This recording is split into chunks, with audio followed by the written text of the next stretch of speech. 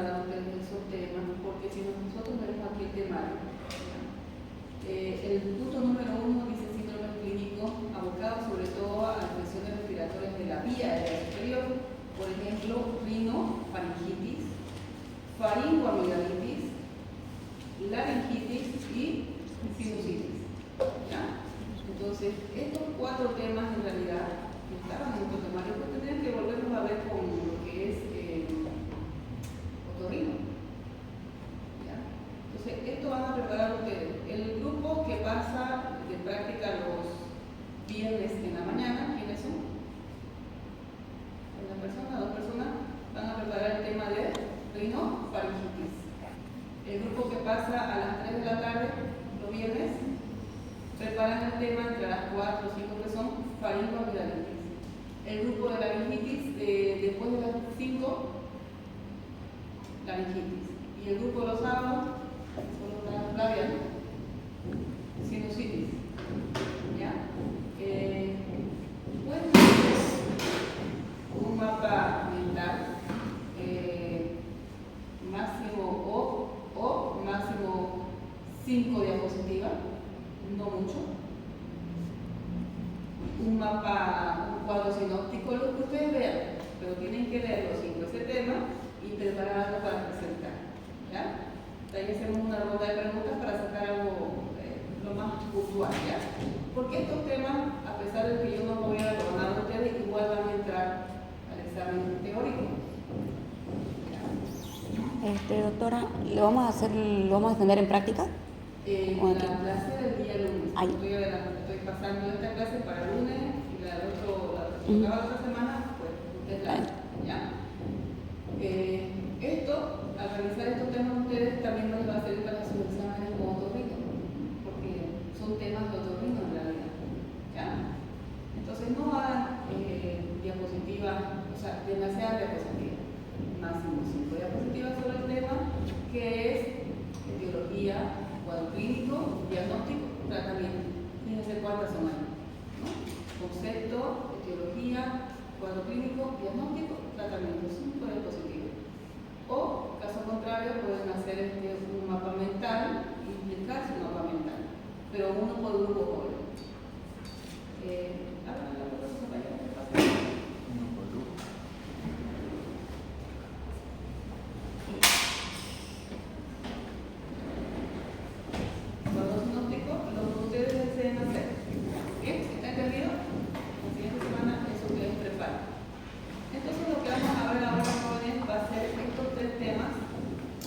Infecciones respiratorias agudas, pero más que todo ya de la vía respiratoria inferior, vamos a ver lo que son las neumonías, un poquito de micosis pulmonar, pero también algo que es una enfermedad infecciosa, pero creo que esto lo vamos a pasar para el POC, ¿ya?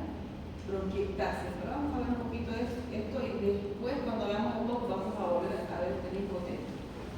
Bien.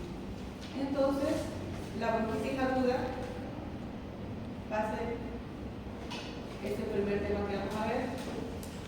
No quiero tomar un tema de qué se llama. Se ve, pero no. Ya. Bueno, entonces como vemos ahí, este tema de bronquitis aguda jóvenes también lo vamos a ver en bronquitis, o sea, lo podemos también poner en la parte de POC, porque la bronquitis aguda muchas veces, si no se cura bien, queda un paciente con bronquitis crónica, ¿no? Y si es bronquitis crónica, ustedes ya entienden por eso que es algo permanente, ¿no? ¿O no? ¿Qué es crónico para ustedes? Algo que va a ser más de 3 meses, algo que el paciente va a tener que vivir con esa enfermedad, que va a tener sus recurrencias, ¿no? Periodos que va a estar bien el paciente y otra vez que se va a poner mal ahí, ¿no? Entonces, el tema de bronquitis es, en el concepto, fíjense que aquí está también así bien cortito todo, ¿no? Porque este tema que todo lo que nos toca ahora ver es bastante largo, ¿ya? Entonces, la bronquitis aguda es una inflamación de los bronquios, ¿no? Que realmente, en su mayoría, está precedida por alguna infección en la vía aérea superior. Por ejemplo, rinitis, faringitis, amigdalitis, ¿ya?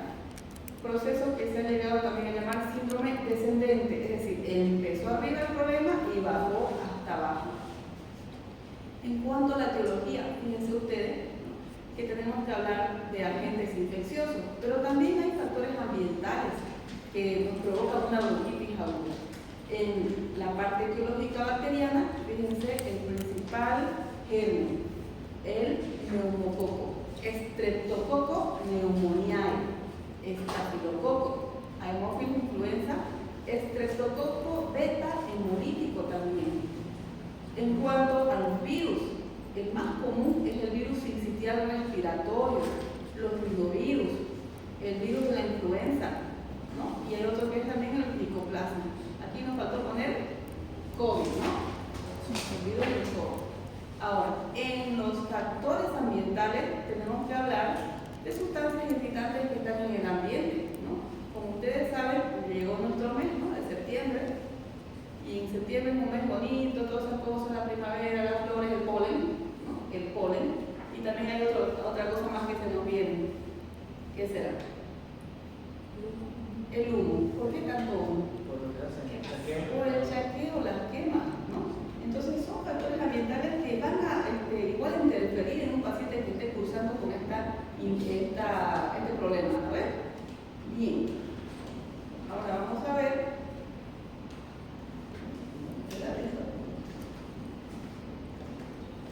Vamos a ver qué es lo que pasa con la bronquitis.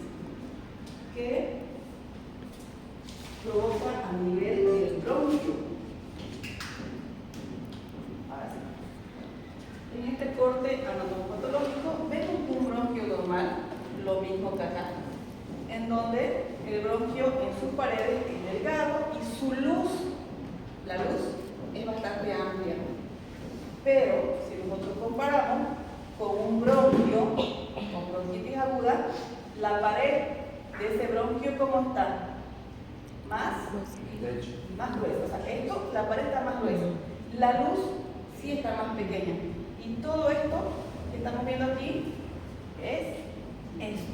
¿Qué será eso amarillito? Secreciones, mucosidades, ¿ya? Entonces, de ahí que ya están viendo que si hay secreción, ¿qué sintomatología tendrá el paciente? Tos. Pero esa tos, ¿cómo será? ¿Seca o con flema? Con flema. Al principio, jóvenes, puede ser seca, pero después va a haber flemita. ¿Bien? Esto es importante. ¿Cómo es la sintomatología? En una primera fase tiene las manifestaciones generales, es decir, como cualquier resfrío, dolor de cabeza, malestar, astenia, ¿no? Empieza con tos seca y un dolor retroesternal urente. Cuando tose, le duele el pecho. Tanto así que tratan de no toser los pacientes porque le duele bastante. ¿Ya? Entonces, tose y le duele bastante. Como sea que se le reventara. Bien, y este dolor se exacerba, como decía aquí, al toser o cuando uno respira aire frío. ¿No es cierto que cuando uno está resfriado, tosiendo, qué nos dice nuestra mamá? Aléjate, que no te dé viento, toma calientito, que no tomes frío, que no comas helado, o sea, de todo, ¿no ves? Por eso, porque ya saben que va a doler ahí la parte retroesternal. Después de esta fase pasa la siguiente, más o menos 2 a 3 días, donde ¿qué es lo que hay? ¿No? Tos seca, ¿qué pasa? Se vuelve productiva, hay expectoración, empieza la flema. Y una vez que empieza la flema, aquí ¿qué dice? Desaparece el dolor. O sea, ya puede toser por otra flema, pero ya no le duele tanto el pecho. Y ahí dice la mamá, no, ya maduró tu tos, está madurando la tos. No empieza uno a botar flema. Entonces nuestra mamá sí tenía razón en todo esto, ¿no? Y bueno, de ahí pasa a una fase de resolución total. Esto depende de nuestro estado inmunológico. Porque si un paciente no cura completamente, porque tiene algún problema de una enfermedad de base, puede pasar de una bronquitis aguda a una neumonía. Algo que va a ser más severo, ¿no? O piensan que es algo suave una neumonía.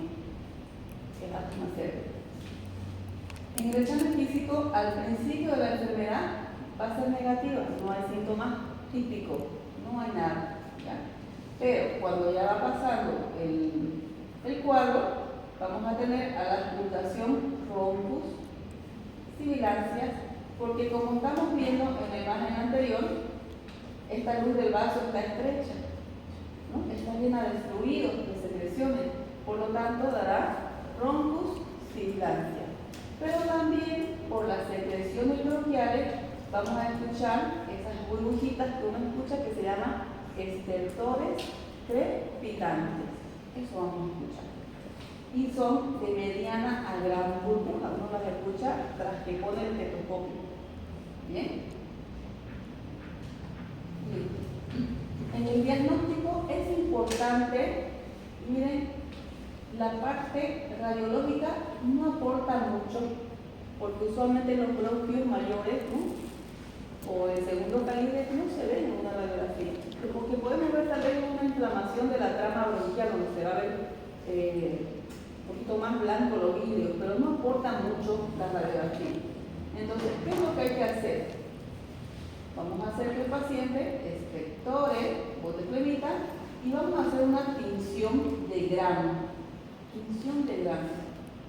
Como dice acá, nos orientará a una conducta terapéutica a seguir. La tinción de grano es más que todo para buscar bacterias, gram positivas o gram Negativas. Ahora, ¿de qué me sirve saber si es gram positiva o negativa? Para saber también. Para dirigir mi antibiótico a esa bacteria, ¿no? Porque si es un estreptococo, es una bacteria gram positiva.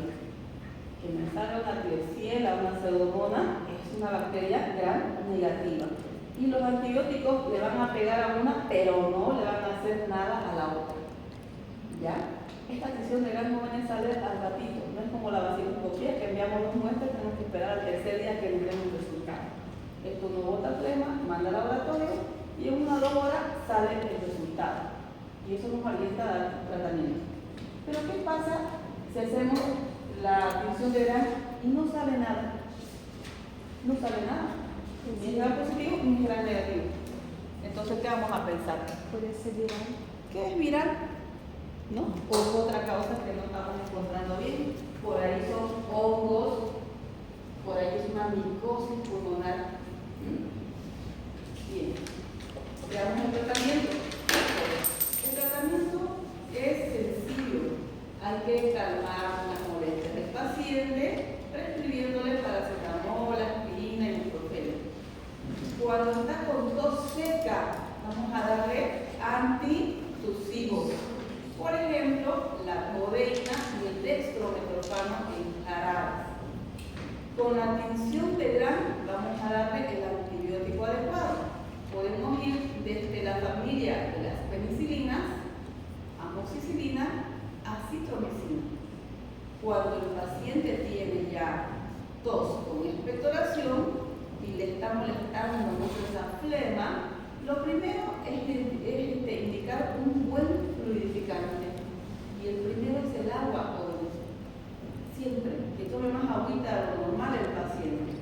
Eso hace que las flemas que eran densas sean más líquidas y puedan ser fácilmente expectoradas. No sé si se acuerdan cuando eran niños sus abuelos le han hecho eucalipto, le han hecho oler, la taza de eucalipto, pues que ahí está, ¿no? También el eucalipto tiene esa propiedad expectorante fluidificante. ¿Ya? Ahora, otros medicamentos que son ya más específicos, ambroxol, acetilcisteína. Si el paciente tiene mucho rombus y sibilancias porque hay mucha estrechez de esos bronquios, entonces vamos a hacer algo que lo dilate, ¿no? Vamos a darle algo que lo dilate. Bronco dilatadores bronquiales. Por ejemplo, fenoterol, bromuro de patropio, salbutamol. ¿Ya? O sea, hay una amplia variedad de esos medicamentos. En la teoría, no nos dice un día, o sea, no nos dice en el temario un día de solo recordar fármacos respiratorios, o sea, no hay. Pero en la práctica lo vamos a hacer, ¿ya?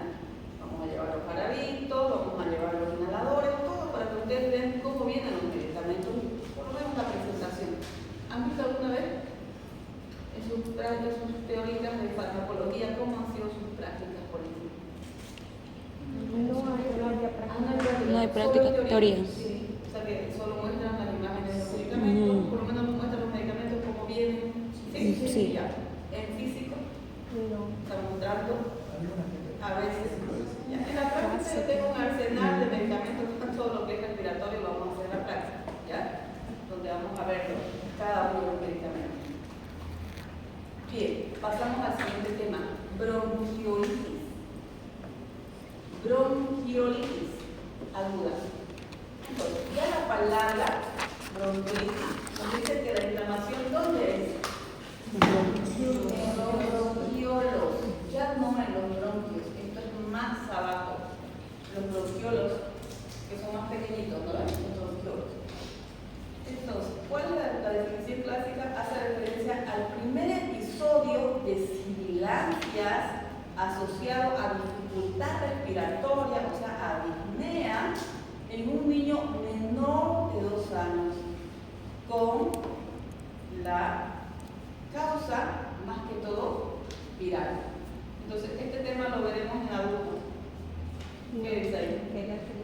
Entonces, este tema de bronquiolitis lo van a ver ustedes en pediatría, población infantil, infantes, primera infancia, ¿no? Primera infancia. Pero no todos los niños se enferman con una bronquiolitis aguda. Tiene que haber factores de riesgo. Por ejemplo, un niño que haya nacido prematuro, antes de tiempo, que haya nacido por un problema de válvulas, que tal vez nació con fibrosis quística, inmunodeficiencia, ¿no? No sé, ya nació con problemas de cáncer, hijo de madre con SIDA, ¿no? O sea, no todos los niños de 2 años tienen esta infección. ¿Ya? La etiología, como dice ahí, bronquiolitis aguda, y casi todas las etiologías en la población pediátrica siempre va a ser viral. Lo mismo que las diarreas, ¿no? Que las diarreas los chicos ya están dando antibióticos cuando simplemente son rotavirus, ¿vale? ¿No? Aquí, ¿cuál es el agente causal? Virus sincitial respiratorio. Miren el porcentaje de los casos por este virus. 80% produce bronquiolitis aguda. ¿Ya? ¿Cuándo hay que tener ese cuidado? En los meses de frío, ¿no? Invierno, sobre todo otoño también. Por eso es que nos refuerzan con vacunitas a los chicos, ¿no? A los bebés cuando están así, en esta temporada de frío. Cuídelo, abrígalo, no saque mucho el viento, así, entonces no cuídase. Ahora, el cuadro clínico. ¿Cómo es viral la etiología? ¿Cómo va a empezar el cuadro? Igual, va a estar ese niño con mocos, moqueando, con fiebre, más lloroncito del usual, ¿ya? Y después va empeorando el cuadro. En un lapso de 48 a 72 horas empiezan a aparecer otros síntomas que son sobre todo signos de distrés respiratorio. O sea, aparte de tener tos, fiebre, moqueo, ¿no? Se quejan a veces de dolor de oído los niños, dolor de garganta. Pero ¿qué aparece sobre todo que asusta a esa mamá? Distrés respiratorio. Le cuesta respirar. Hay aleteo nasal, se observa que está con dificultad respiratoria ese niño. Y es por eso que es llevado a un control, ¿ya? Como esto es viral, ¿será que hay ¿será que hay una prueba que nos dice que es el virus sincitial respiratorio? ¿Será que los virus son fáciles de aislar, de encontrar? Es difícil hacer un diagnóstico de una causa viral, ¿no? Es lo mismo que para el COVID, nos mete un hisopo hasta el cerebro, ¿no? Lo mismo que para la influenza, ¿no? Generalmente esto, simplemente por la epidemiología, ya uno piensa que es virus sincitial respiratorio. Entonces, lo que uno hace más que todo énfasis en este caso es en el tratamiento, tratando de evitar que ese niño entre en un estado de hipoxemia. ¿Se entiende qué es hipoxemia? Ya. Ahora, entonces, aquí tenemos una amplia gama de tratamientos que podemos hacer.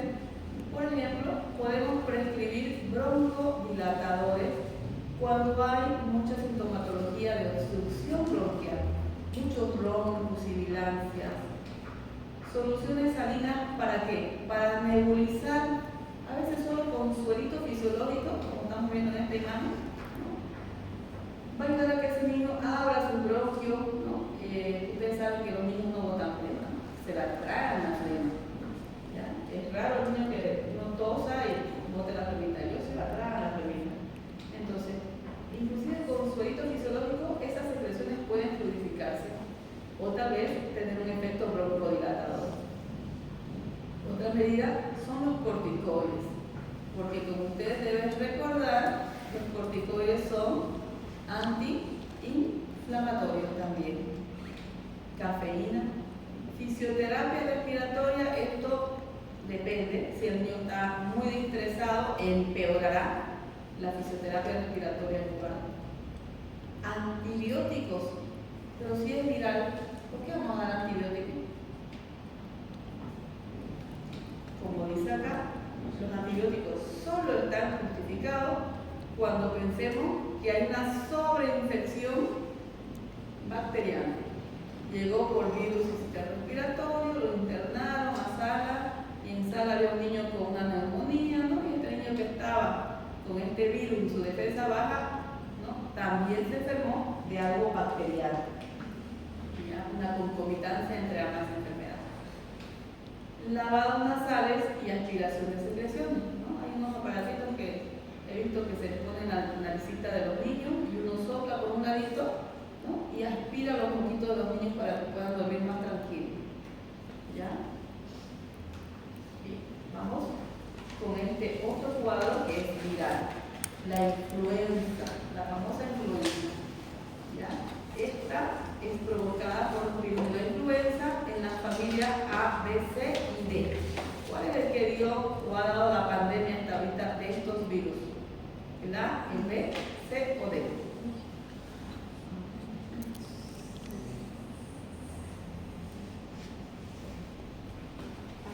El A, la primera. ¿Ya? A diferencia del anterior virus, fíjense aquí, puede afectar a cualquier edad. No es tanto en niños como vimos el virus sincitial respiratorio, ¿ya? Y puede tener mayor morbilidad en los extremos de la vida, es decir, puede ser peligrosa una influenza en la población pediátrica, en un recién nacido, en un bebé, o puede ser peligrosa en un paciente adulto mayor. Bien, ¿cómo se transmite este virus? Ustedes saben que el principal mecanismo de transmisión es la inhalación de esas gotitas que están infectadas con el virus, ¿no? ¿Cómo inhalamos esas gotitas? ¿Cómo? Cuando una persona, ¿qué hace la otra persona? Cuando nos tose, nos estornuda en la cara, ¿no? O sea, ahí, de ahí la importancia que uno puede este rato se tiene que poner barbijo, ¿no? O la persona que está enferma, y les digo ahora, están resfriaditos, porque no nos justificaría para ser resfriado, no vaya a ir. Viene, pero se pone barbijo. ¿Ya? Bien. El periodo de incubación puede oscilar entre 2 días, 1 a 4. Y como ustedes tal vez recordarán, que tal vez eran más chiquitos ustedes, en el año 2009 el virus de la influenza nos provocó una pandemia. Una pandemia que no fue un desastre como la del COVID, ¿no? Pero se llevó mucha gente murió con el virus de la influenza. Ahora, este es el que conocemos, este es el que dio esa pandemia en 2009, ¿no? Influenza A, H1N1. ¿De dónde viene esta abreviación? Fíjense ustedes que este virus de la gripe A, que se clasifica en 4 subtipos, tiene 2 proteínas en su superficie. Una proteína es la hemaglutinina, de ahí viene la H, y viene otra proteína que se llama neuraminidasa, de ahí viene la N, ¿no? Y ahora, este 1 y este 1 son de los serotipos que le ponen. Miren, hay el H3N2, H3N5, que son virus mucho más mortales. La gripe aviar, la gripe española, que a principios del siglo XX, 1919, mató a las 2/3 partes del mundo. Y a ese virus es al que le tenemos miedo. ¿Ya? El H3N5. Entonces, se llevó gente, cobró vidas, pero no ha sido tan mortal como el H3N5. ¿Ya? Bien, ahora, cuadro clínico. Como todo cuadro viral, empieza con síntomas catarrales: fiebre, moqueo, malestar general, rinitis o rinofagia, ¿no? Puede ser que el paciente se recupere y punto, pero hay otros que no. Hay otros que el virus ataca más las partes más inferiores de los pulmones, provocando neumonías intersticiales, como vemos acá, neumonías. Y de esas neumonías muchas veces pueden provocar la muerte debido a un distrés respiratorio. Entonces, ¿cómo creen que hacemos el diagnóstico aquí? ¿Qué pruebas hacemos para detectar estos virus respiratorios que nos han azotado desde el 2009? Hemos tenido un brote hace 2 meses, en junio, hubo un brote de H1N1. No miran noticias, es más para mí de TikTok, no es así que no les importa, pero ahí murieron como 3 personas en junio, ¿ya? Entonces, esta prueba estándar es lo mismo que hacemos para el COVID. Prueba rápida o prueba antigénica, ¿no? Ese ratito nos mete el hisopo hasta el cerebro, sacan la muestra y con eso nos dicen ese ratito si es o no. ¿Ya? La prueba rápida a veces no es tan sensible.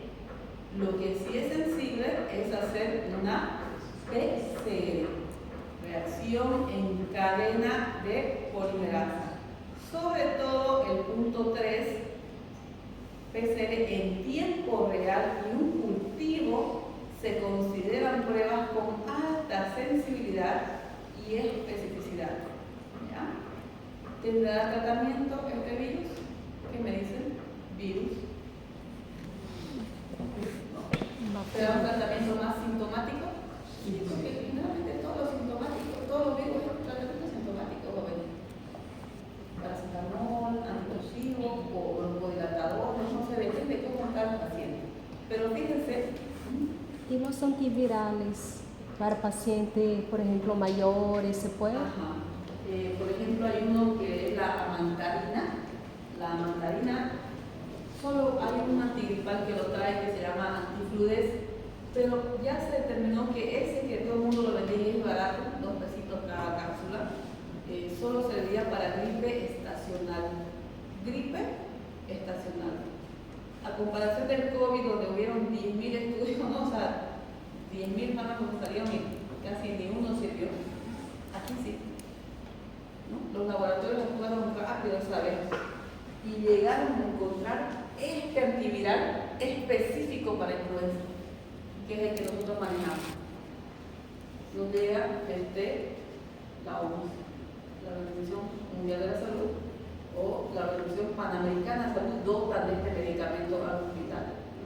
Nosotros en la OMS tenemos un kit, digamos, donde cuando ya diagnosticamos, creemos que es por las placas, empezamos una vez el medicamento. ¿Ya? Se llama, aquí, esto quiero que vean. Lo que pasa es que este es el nombre comercial de Laboratorio Roche, ¿ya?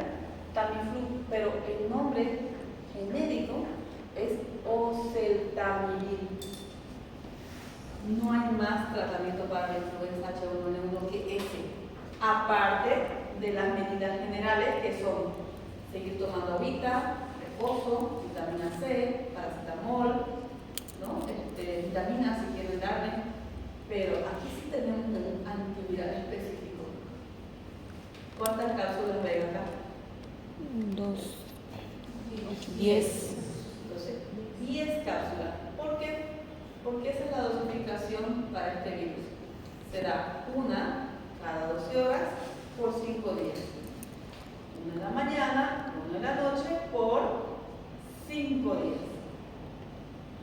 Por 5 días. Ese es el tratamiento. Eso es lo bueno con influenza. Tenemos al antiviral para tratar esta enfermedad. Pero ¿qué pasa con el COVID? El COVID es otro cuento, ¿no? O sea, el COVID no hubo un medicamento que sea 100% efectivo como fue aquí. No, está el medicamento. Bien, vámonos a nuestro tema. Doctora, ¿y el Sanabim? Sí, está, no llega.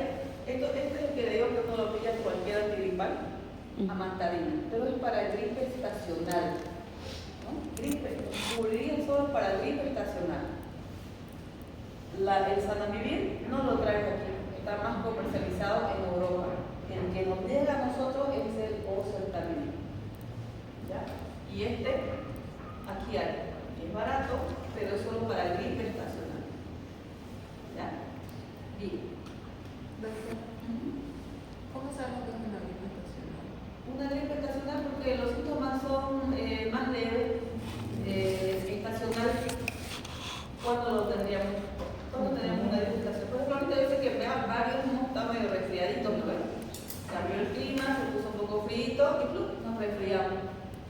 Gripe estacional. ¿Ya? El cuadro de influenza o COVID es la sintomatología es menos llevadera, dura más tiempo y se acompaña de dificultad respiratoria, cosa que la gripe no pasa eso, ¿no? ¿O sí? No pasa eso. ¿Ya? Bien, vamos con neumonía. Como estamos viendo aquí, la neumonía es una infección del parénquima pulmonar que compromete las partes más inferiores de la vía respiratoria.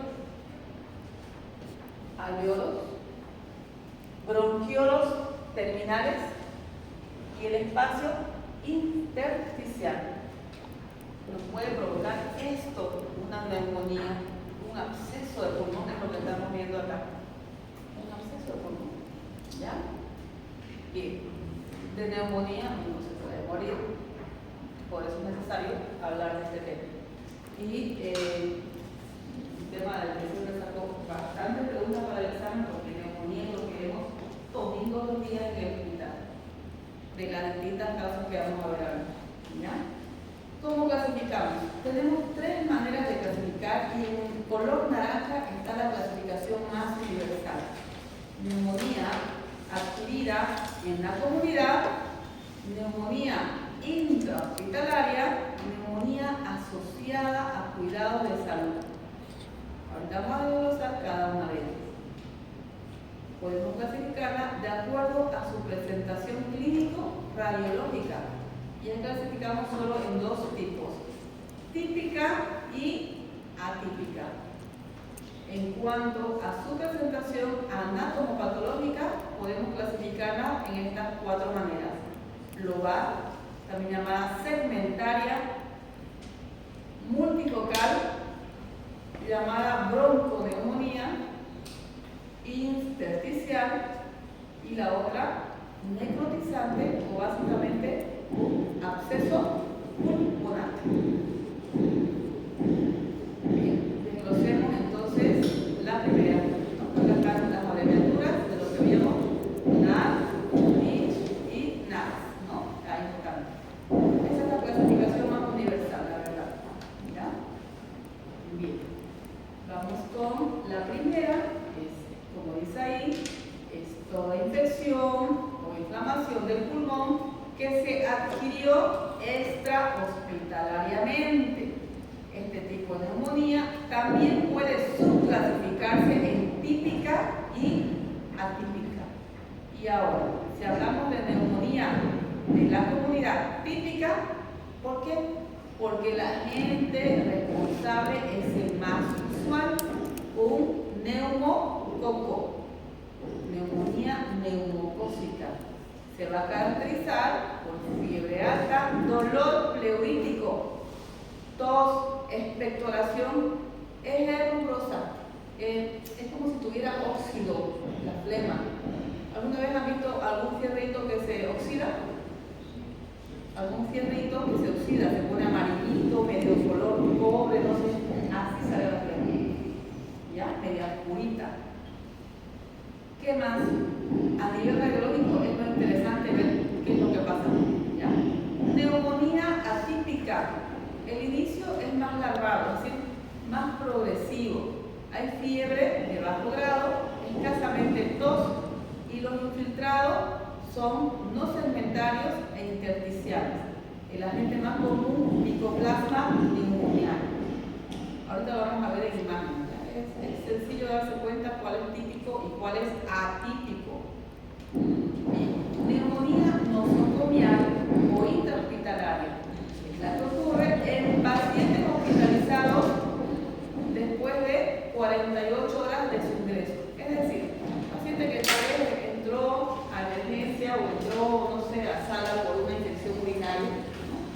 Entró porque lo operaron de la vesícula o de una apendicitis, ¿no? Entonces por algo agudo y otra cosa.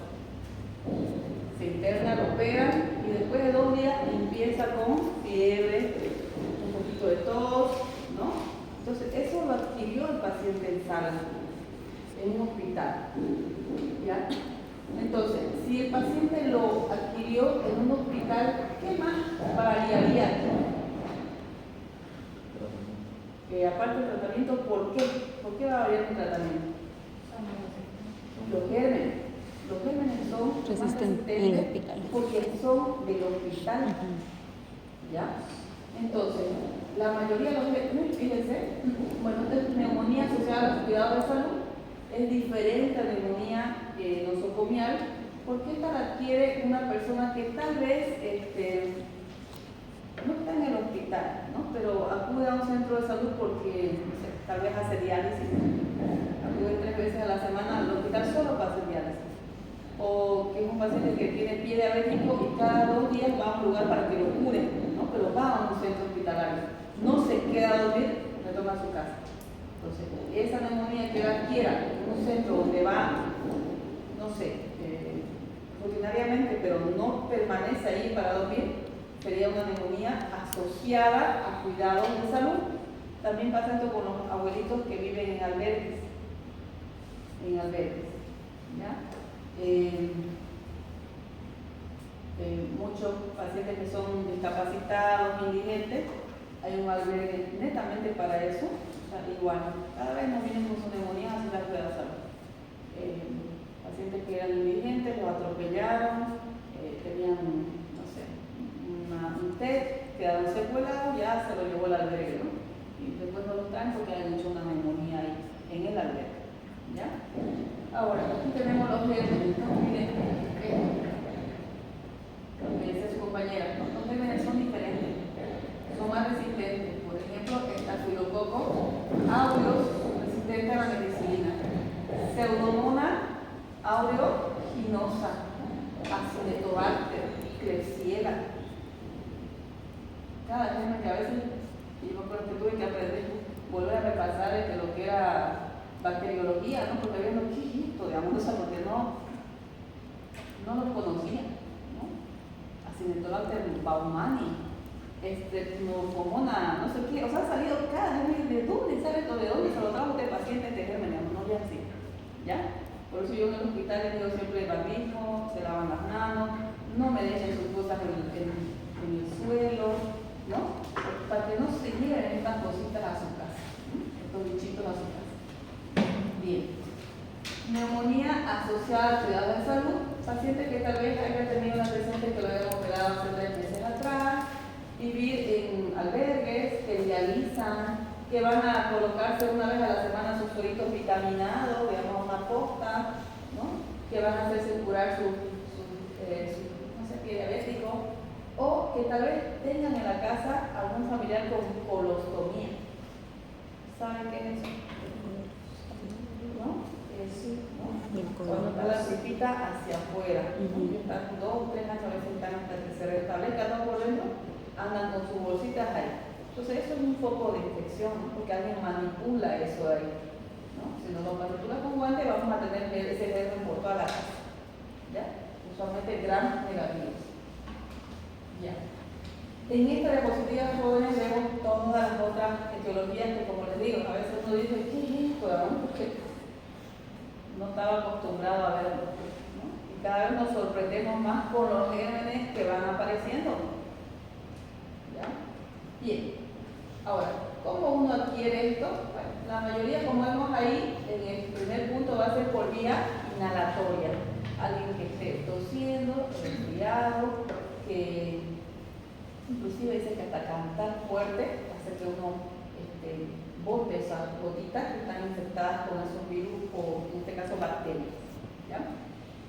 Se dice también por diseminación hematógena, contigüidad, ahorita vamos a ver cómo sería eso, ¿no? Broncoaspiración, pacientes que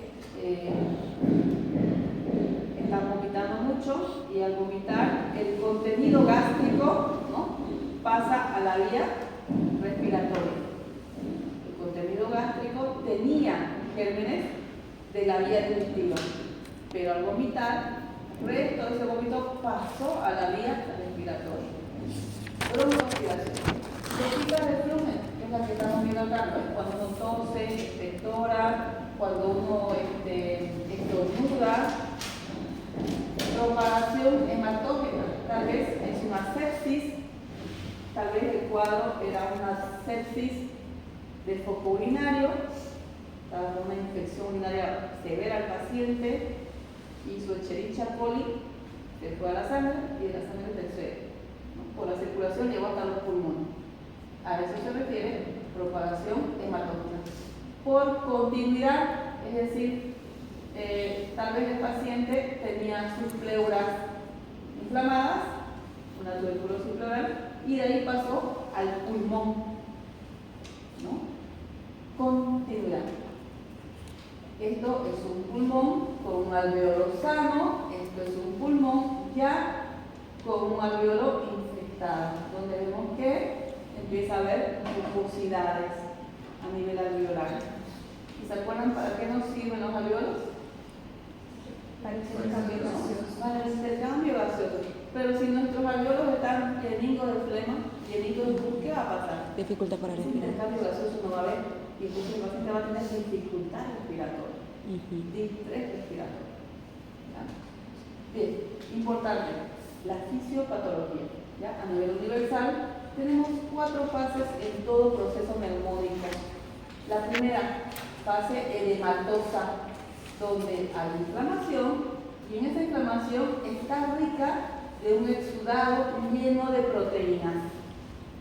De esta fase pasa a la siguiente, que se llama hepatización roja, donde a este tejido inflamado llegan muchos eritrocitos, glóbulos rojos, ¿no ves? Por eso se llama hepatización roja. Exudado intraalveolar con algunos neutrófilos. De esta segunda fase pasa a hepatización gris, en donde va a haber una destrucción de glóbulos rojos.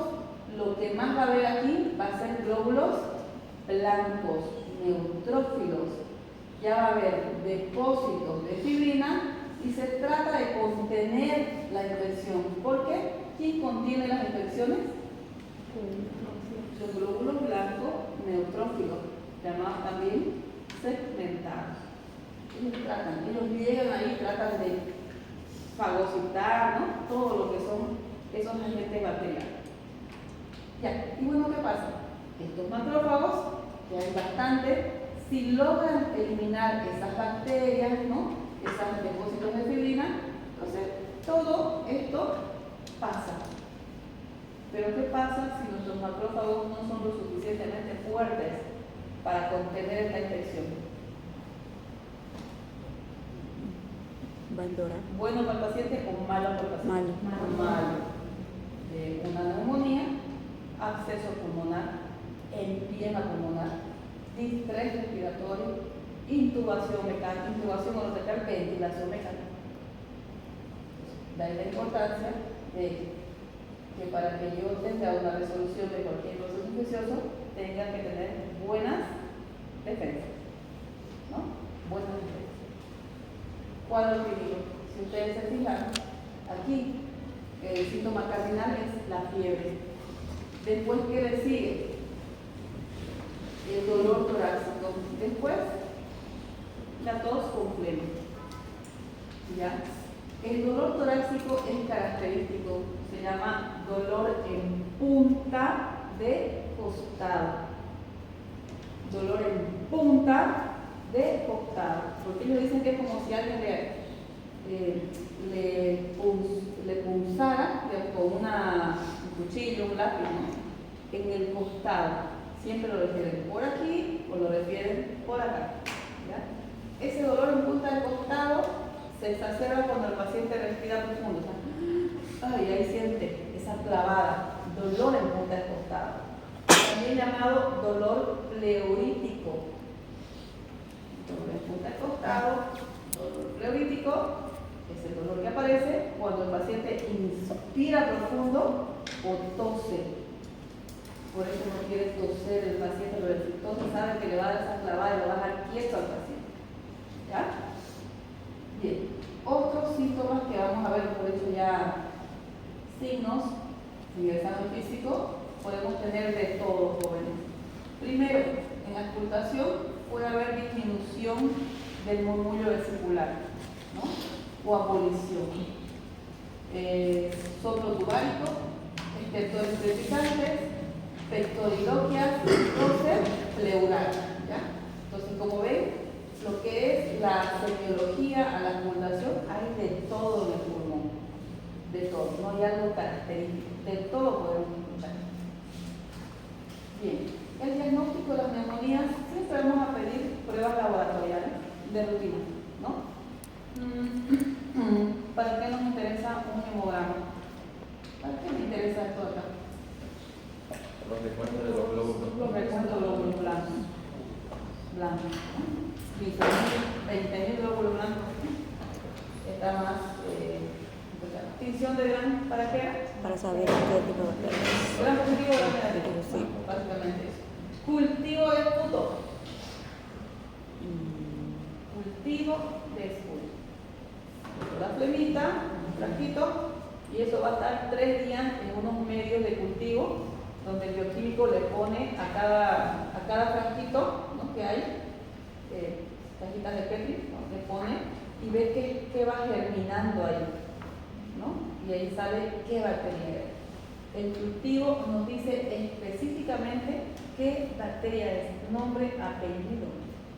Pero también me dice algo muy importante que es el antibiograma. En las prácticas más adelante, porque eso viene más adelante, vamos a aprender a interpretar todo eso. ¿Ya? El antibiograma me dice, dele esto, con esto, ¿no? La erradica la bacteria. Y me ayuda bastante a hacer un cultivo más antibiograma. Porque la tinción de gran que hacía, me decía, sí, esto es un gran positivo o es un gran negativo, pero me daba el nombre y apellido, no. ¿Quién me da el nombre y apellido? Cultivo de esputo. También a veces pedimos baciloscopia serial, porque siempre tenemos ahí una tuberculosis que puede estar entre medio de todos estos cuadros. Si ustedes se fijan, el diagnóstico es imagenológico, radiografía y tomografía. Veamos, en radiología hay algunos patrones que nos pueden indicar una probable etiología.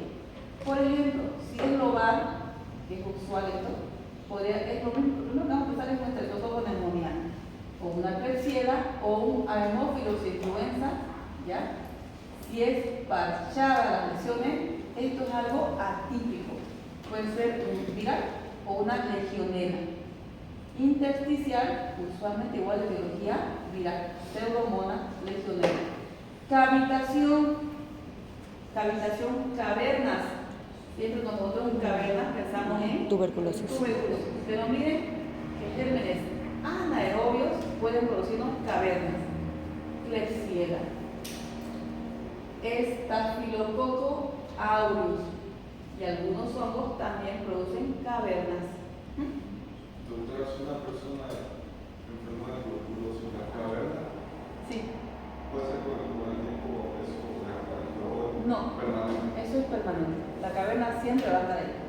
Y el problema de las cavernas es que entran estos gérmenes y colonizan esas cavernitas. ¿Ya? Colonizan esas cavernitas. ¿Cómo entran estos gérmenes y producen las infecciones? Teniendo malas defensas.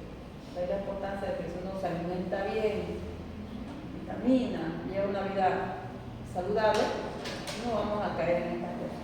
¿Ya? Bien. Esto sería lo típico. Lo típico. Una neumonía lobar o segmental.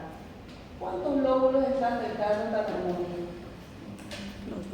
Los dos. El superior y el medio. Sí. Neumonía global. Y si nosotros vemos esta imagen, pero ya en tomografía, que obviamente no es, vamos a decir que el broncograma aéreo, que es lo que estamos viendo aquí, a nivel radiológico, es patognomónico de una neumonía. Si vemos ese signo, el paciente tiene neumonía. ¿Ya? El broncograma aéreo es, usualmente los bronquiólogos de menor calibre nunca se ven. Lo que tal vez se ve son los bronquios que están aquí, cuando entran al límite. ¿Ya? Pero los demás abajo jamás se ven. Si llegan a verse, como en este caso, ¿ven cómo se ven? Negritos, ¿no? Y se ven que ramifica hasta por acá. Si llegan a verse es porque el tejido que los circunda está inflamado e infectado. Está inflamado e infectado, ¿qué es? Una neumonía. ¿Qué se llama esto? Broncograma aéreo. ¿Ustedes ven broncograma aéreo? Neumonía. ¿Ya? Bien. Esto también sería algo típico. Esto sería algo atípico, ¿ven? Una imagen, ¿no? de radio opaca en una zona atípica que no toma ni este pulmón. ¿Cuántos lóbulos tenemos aquí? Dos. No toma bien el lóbulo superior izquierdo o el lóbulo inferior izquierdo. No lo toma, está aquí al medio. ¿Ya? Ni para allá ni para acá, o sea, es atípico eso. Bien. Neumonía por Klebsiella, donde tenemos una cavitación. Acá hay un nivel hidroaéreo, líquido o pus, y aquí arriba airecito. Es una neumonía por Klebsiella, que ha hecho que el paciente haga un absceso de pulmón. Bronconeumonía, ¿qué nos decían las bronconeumonías? Que son multilobares y bilaterales. Peor, ¿no? O mejor, ¿qué dicen esto? O esto. ¿Qué es peor? Esto, más diseminado, más comprometido los campos pulmonares. Una tomografía de tórax es 1000 veces mejor. Fíjense cómo se ve esa densidad aumentada. En tomografía no decimos radiolucidez o radiopacidad, decimos densidades, ¿no? Isodenso, hipodenso, hiperdenso, ¿no? Tenemos estas hiperdensidades y aquí estamos viendo un poco de broncograma aéreo. Bien. El tratamiento de las neumonías dependerá del estado general del paciente, ¿no? Porque podemos tener una neumonía de la comunidad y ese se va a su casa, ¿no? O sea, usualmente no va a tener por qué quedarse en el hospital. Una neumonía intrahospitalaria, obvio, o sea, la encontré en el hospital, la voy a tener que tratar, yo asumo esa responsabilidad de que el paciente se haya infectado, ¿ya? Y tenemos criterios, ¿no? Estos criterios nos van a ayudar a decir si el paciente se va o se queda. Por ejemplo, en el COVID era esto, ¿no? Porque la gente, yo estoy con COVID, tiene que internarme, porque me voy a morir, tiene que internarme, y la gente, los hospitales no tenían ni espacio. Entonces, uno sacaba este puntaje del CURP y decía, señor, usted no está para internarse. Usted se va a ir más a la casita, vamos a hacer, ¿no? O sea, no lo internamos. ¿Qué tomamos para este CURP? Que son puntajes. Tenemos estos parámetros. Confusión. ¿De qué? ¿Confusión de qué? Del paciente, pues chicos. ¿No? ¿Cómo está, señora? Miren, ¿qué se llama usted? Yo me llamo Angelina Jolie. ¿No? O sea, está confuso, no está coherente el paciente, ¿no? Usted ya hoy es el 25 de diciembre, Navidad, ¿no? O sea, que les aparece solo en hablar con respuestas incoherentes. Está confuso el paciente. ¿Ya? BUM, que es la urea, una urea mayor a 20. O sea, ahí necesitamos laboratorio. ¿Ya? La frecuencia respiratoria mayor a 30, un puntito. Las presiones sistólicas menores a 90 y la diastólica menor a 60 y una edad mayor a 65 años. Esos son los criterios del CURP, por eso es el CURP 65. Si el puntaje solo da 1, tratamiento ambulatorio. CURP 2, hospitalización breve, 2 días para observación, si no pasa nada, a la casa. ¿Ya? CURP 3, internación en sala de medicina interna. Y un puntaje de 4 a 5, eso directamente a terapia intermedia o intensiva. ¿Ya? Bien, aquí están otros criterios de internación que se tomaban, incluyendo la temperatura, incluyendo la leucocitosis. ¿Ya? Otros criterios que igual tomamos bastante para la internación de los pacientes. ¿Cómo hacemos el tratamiento? Miren, si es ambulatorio, no les he puesto las dosis. Amoxi más clavulanate. Macrólidos, como por ejemplo la aritromicina o la acitromicina, pero acitromicina es más para vía aérea superior, no tanto para inferior. Quinolonas, por ejemplo, la levo. Pacientes hospitalizados, van bien las cefalosporinas de tercera generación, como por ejemplo la ceftriaxona y la cefotaxima. Pueden asociarse a amoxi más clavulánico o tal vez prescribir, aparte de eso, un macrólido, por ejemplo, clavitro, o una quinolona, por ejemplo, levofloxacina. ¿Ya? Bien. Aquí están la duración del tratamiento. No les puse las dosis ni nada, porque yo no quiero complicar la resistencia, pero sí más o menos para que sepan que las alternativas terapéuticas se dan en un lapso de 7 a 10 días. 7 a 10 días. Si el paciente tiene una situación de inmunodepresión, por ejemplo, un paciente con neumonía de SIDA, neumonía de cáncer, entonces a veces esa terapia antibiótica la ampliamos hasta 21 días. ¿Ya? Bien.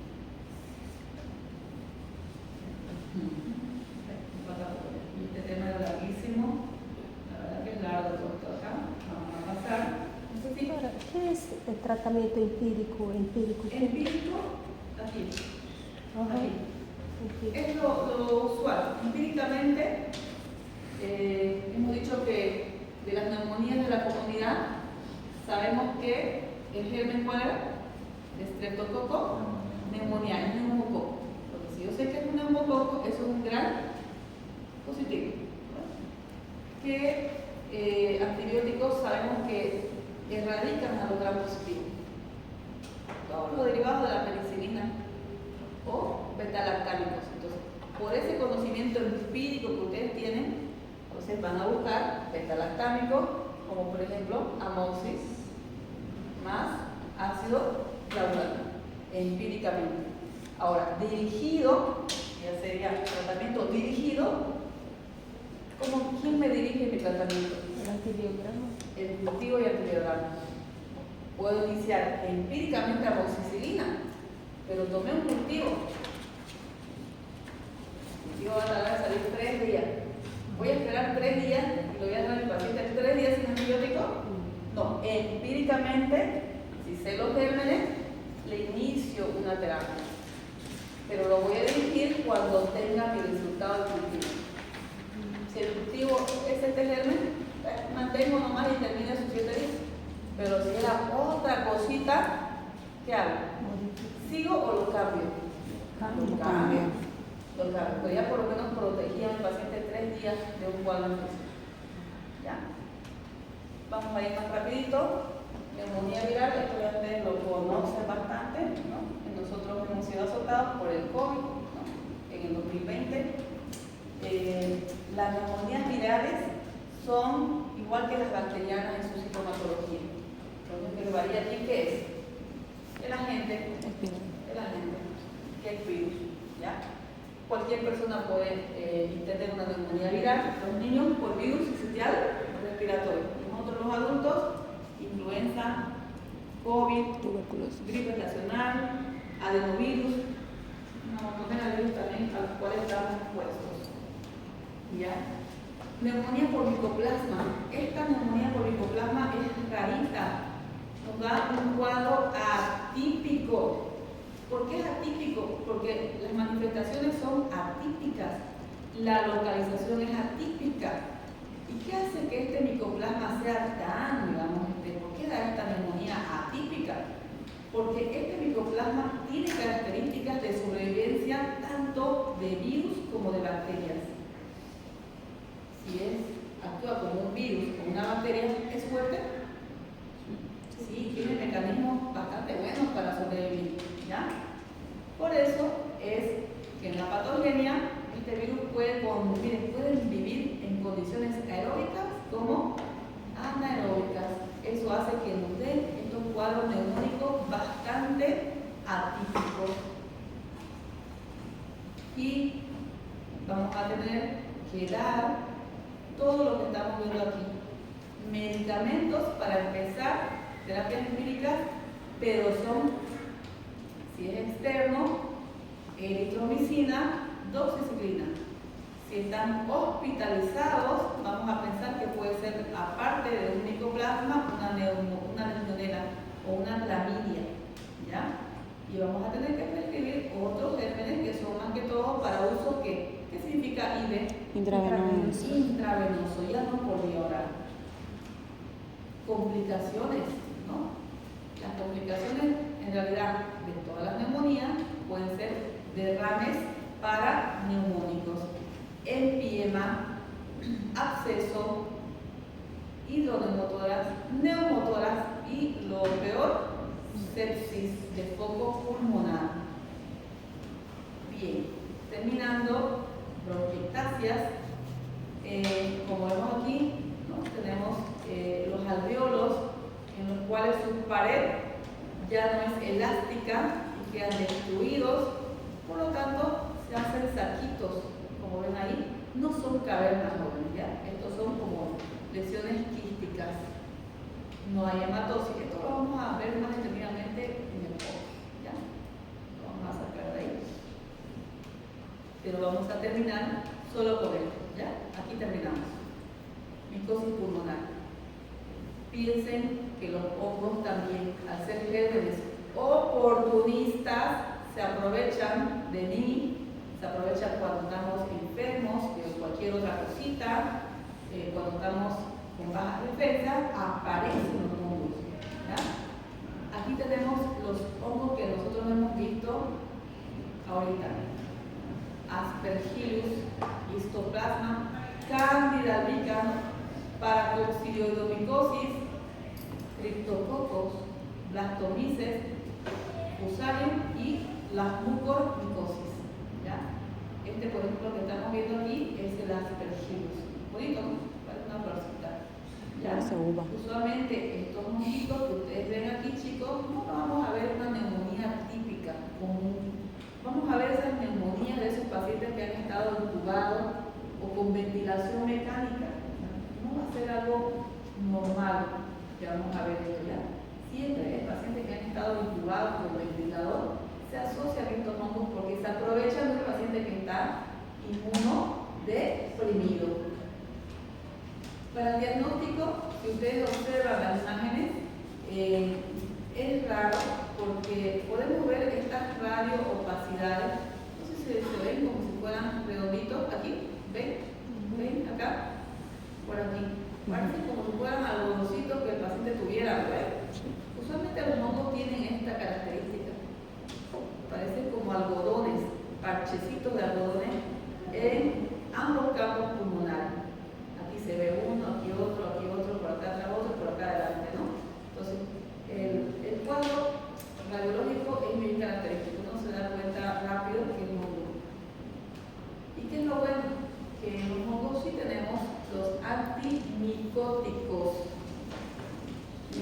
grupo tenemos a los que derivan de los polienos, la anfotericina. Los que ustedes seguramente más conocen El fluconazol. son los que derivan de los azoles. Por ejemplo, fluconazol, itraconazol, boriconazol. En el tercer grupo, las equinocandinas, que no hay en Bolivia. Por ejemplo, en Brasil no ocupan nada de esto y ocupan esto, ¿no? La capsofungina, ¿ya? Antimetabolitos, peor, estos sí que no vean nada. La 5-flucitosina. Nosotros estamos acostumbrados, porque solo nos llegan a Bolivia, son estos dos. Usamos anfotericina, fluco, boriconazol o itraconazol. Tenemos estas 4 alternativas hoy. Ya. Yo creo que de aquí a unos años llegarán ya estos aquí, ¿no? Son caritos y ustedes saben, todo es negocio, ¿no?